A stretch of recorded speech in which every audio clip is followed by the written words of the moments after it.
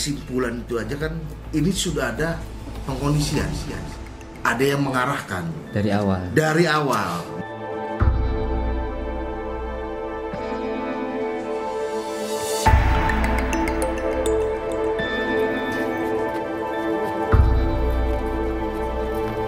Teman Eki dan Vina, Liga Akbar, yang juga menjadi saksi kunci kasus pembunuhan, mencabut berita acara pemeriksaan yang pernah ia buat 8 tahun silam. Liga Akbar membantah ia melihat ada proses pengejaran dan pelemparan batu kepada Vina dan Eki karena tidak bersama dengan keduanya saat dikejar geng motor. Kuasa hukum menyebut, kesaksian dalam berita acara pemeriksaan Vina 8 tahun silam penuh dengan tekanan. Karena Liga kan yang sebagai yang memberikan keterangan adanya pelemparan, adanya diteriaki, dikejar, itu keterangan kan dari Liga Akbar. Bukan AF, bukan. Itu AF sih kan katanya dari jarak jauh melihat ada yang dikejar. Nah makanya ini menjadi suatu pertanyaan, ya AF ini keterangannya dari mana? Tuh. Sedangkan keterangan Liga Akbar aja dicabut. Nah ini suatu rangkaian lah. Liga Akbar ini awalnya tidak mau menandatangani berita acara pemeriksaan. Waktu itu. Nah, cuman apa boleh buat? Ada sesuatu jadi dia menandatangani. Kesaksian serupa juga disampaikan oleh 7 narapidana kasus pembunuhan Vina kepada seorang mantan napi.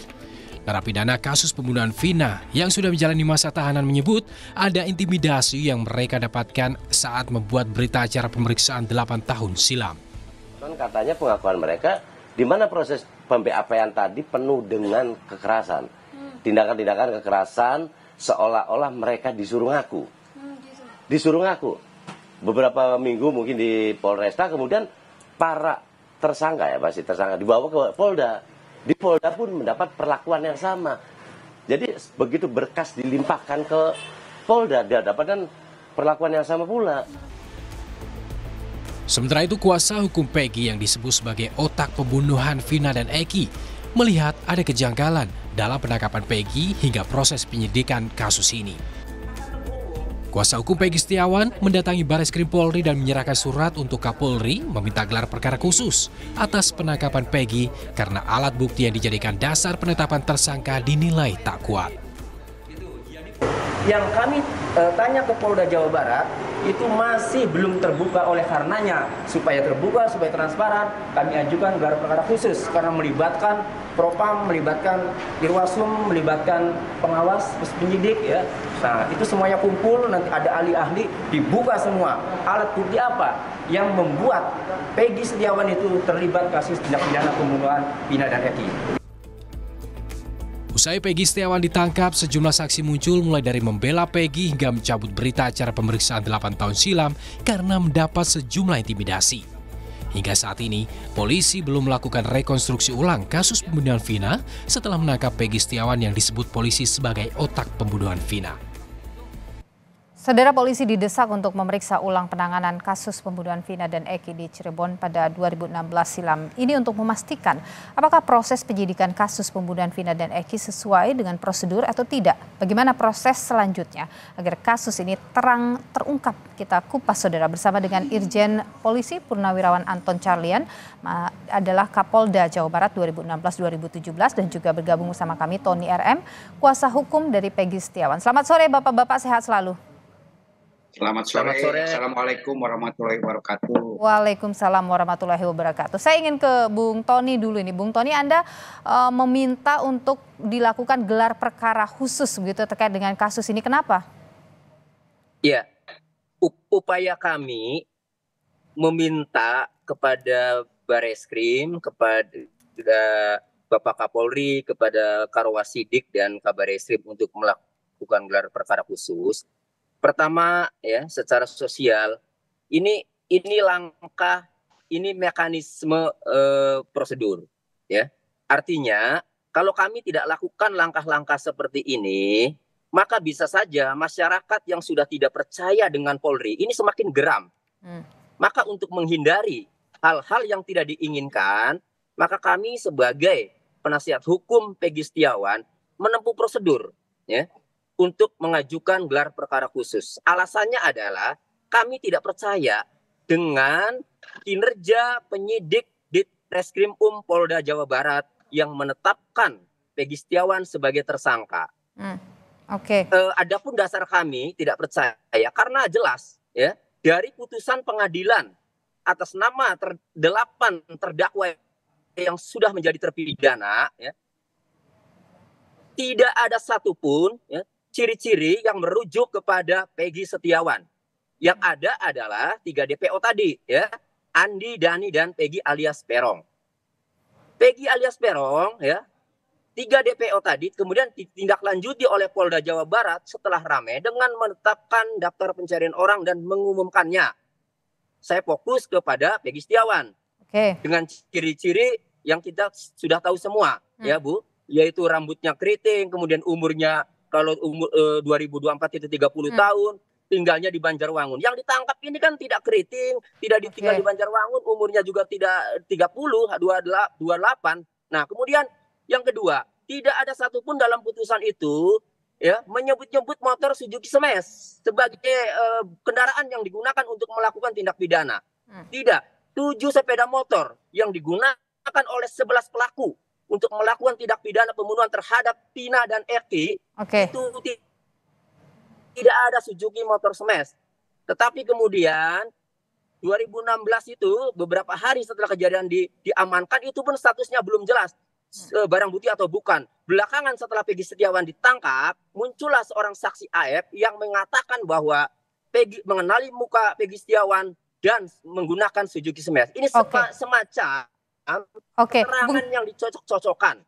Ditambah lagi kesaksian saksi-saksi itu, tetapi tetap ya saksian-saksi bahwa Peggy Setiawan di Bandung. Baik, Bung Tony, kalau sampai dengan saat ini apakah permintaan ini sudah tahankan bahwa Bung Tony, maaf saya potong Anda, apakah kemudian permintaan ini sudah ditanggapi oleh Polda Jawa Barat?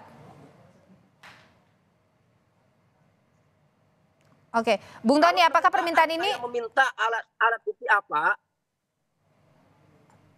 Ya, silakan. Apakah permintaan Anda ini sudah ditanggapi oleh Barreskrim? Anda melaporkan, Anda meminta ini ke Barreskrim ya, Barreskrim Polri.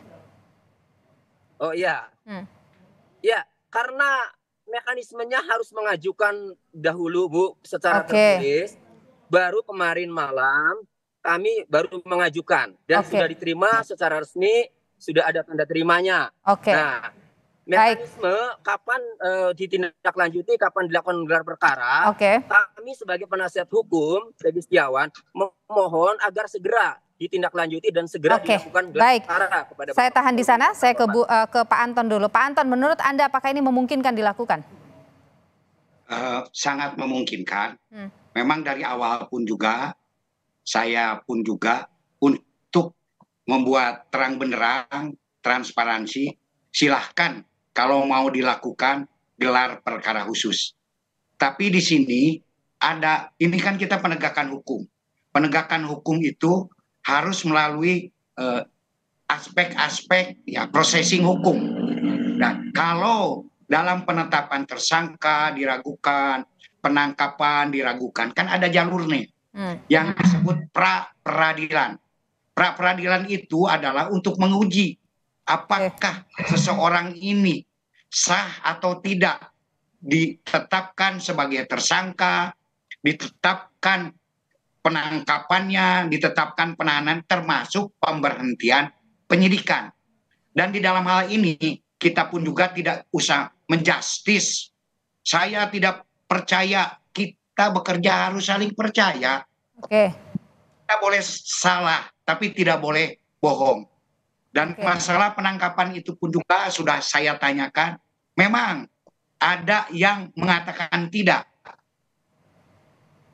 Jangan lupa juga, ada yang mengatakan iya. Ini karena profil.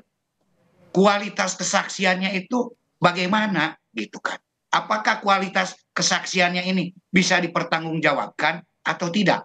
Dan makanya Polri saat itu penyidik berani menangkap. Saya tanyakan berkali-kali kepada penyidik, awas loh, jangan salah tangkap. Ini berbahaya.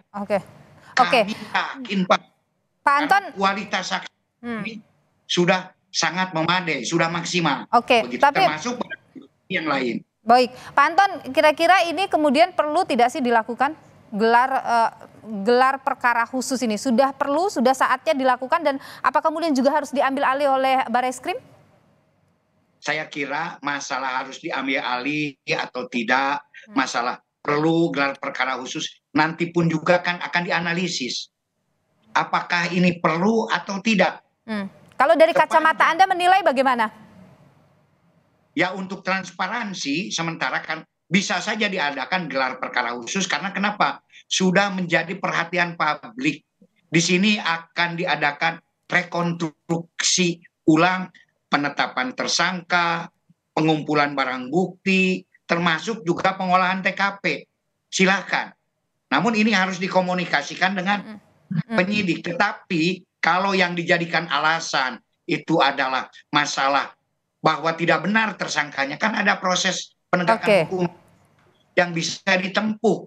Jangan menunjuk, karena maaf, untuk mencabut tersangka ini harus keputusan pengadilan. Pra peradilan tadi ya, itu yang diperlukan. Tapi Pak Anton begini, mengingat kasus ini kan sudah 8 tahun, dan kita harus lihat juga bahwa kalau kita bicara soal scientific crime investigation yang dilakukan oleh Polri waktu itu kan tidak maksimal juga, karena tidak ada sidik jari, tidak ada tes DNA, karena memang kondisi waktu itu kondisi jenazahnya sudah terlebih dahulu dimakamkan, baru kemudian ada penyidikan ulang. Anda melihat bagaimana kemudian bisa tidak ini diungkap secara saintifik, secara ilmiah begitu ketika sudah 8 tahun berlalu? Sangat bisa sekali, bahkan untuk memakai forensik DNA. Karena forensik DNA ini waktunya bisa tahu, bahkan bisa limit kasus-kasus itu yang bisa darah diperiksa, sperma diperiksa, diperiksa.